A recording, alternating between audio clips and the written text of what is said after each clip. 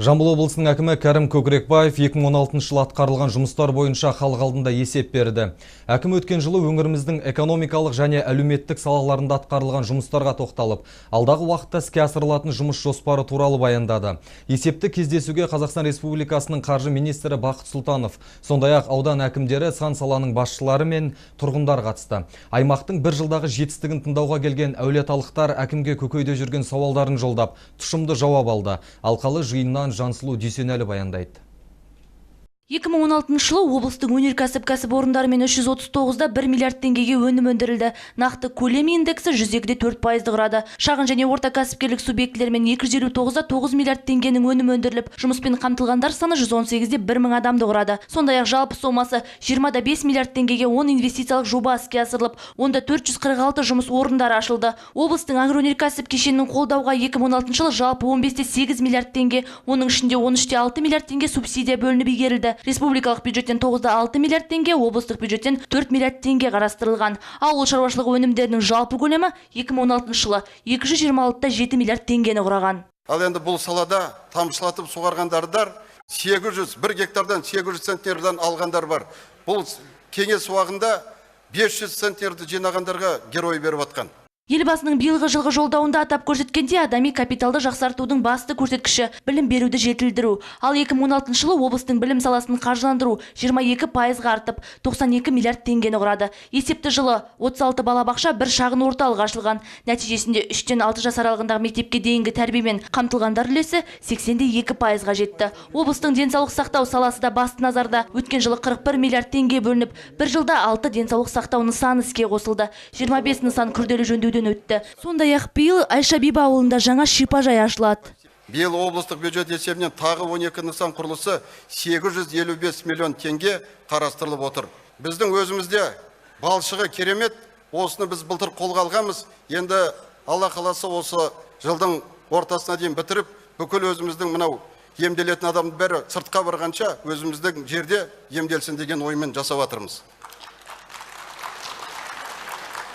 Не керек 3 сағатқа созылған кездесуде сан салада серпін бары айтылды. Келер жылы да индустриалды карта аясында кәсіпорындар іске қосылады. Әлеуметтік салада жоспарланған нысандар бой көтереді. Инфрақұрылымды дамыту тоқтамайды. Халықты көгілдір отынмен қамтамасыз ету келер жылы 60%-ға жетпек. Ең бастысы әкім Жамбылдың дамуына түзілген жоспар бір күн немесе бір жылмен шектелмейтіндігін айтты. Қазірдің өзінде 2025 жылға дейінгі дамудың даңғыл жолы айқын. Осы мерзімде облысқа 2 триллион теңге инвестиция тартылмақ. Тарас қайта түрленбек, Жаңатастың тамырына қан жүгірмек.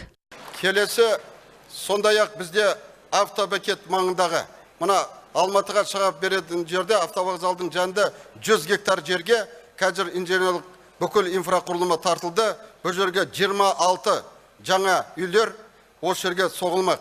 Бұл жерде де толығымен мектеп, балабақша, емхана, сауда орталығы, одан бөлек ар қарай Талас өзені өтіп жатыр, сол жердің бәрін реттеп, біздің брендімізге айланып, халықтың баратын, демалатын орнына жасаймыз деп жоспарлап отырмыз.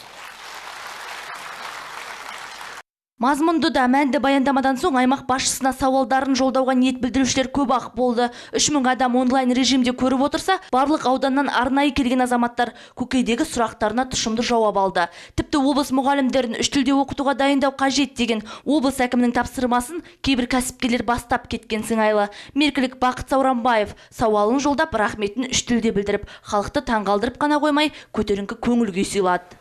If you don't mind, I will continue in English. We live in a great time. Kazakhstan is developing rapidly, and each of us must comply with this. Thank you very much. Орысша, Карл Аспект, большому кораблю большое плавание. 7 футов под килем вам. Жиынға жеке басыны ғана емес, жалпы әлеуметтік мәселелердің оң шешімін сұрап келген жұрттың күпті көңілі жайланды. Себебі өңір басшысы алқалы жиын барысында әр саланың басшыларына аталған кемшіліктерді келешекте түзеу керектігін тапсырды. Өз кезеңінде облыс әкімінің қорытынды есебіне қатысушылар да қанағаттанарлық деген баға берді. Біздің өңірдің өсуі, ол республикамыздың өсуі деп қарауымыз керек. Сондықтан Жамбыл облысының әкімі қанағаттанарлық деп айта отырып, алдағы атқарылатын жұмыстарға бәріміз өз тарапымыздан мүмкіндігімізше тікелей қатысып, өз үлестерімізді қосуымыз керек деп ойлаймын. Жамбыл облысының алдағы жылғы жоспары көп, қадамы нық. Бастысы Жамбылда жағдай тұрақты. Халықтың қарны тоқ, көйлегі көк. Қылмысқа құлбырау бар. Халықтың емес, қара басының қамын ойлаған сыбайлас жемқорлар жазасын алуда. Осы бағыттағы жұмыстар жанданып, барлық салада тиянақты тірліктер тындырылмақ. 2017 жылы жергілікті атқарушы органдар Қазақстан 2050 стратегиясында ұлт жоспары мен мемлекет басшысының халыққа жолдауында қойған міндеттерді шешуге барлық күш-жігерлерін жұмсайтын болады, деді облыс әкімі сөз соңында. Жансұлу Дүйсенәлі, Шыңғысхан Кеңесхан, 7/7 News.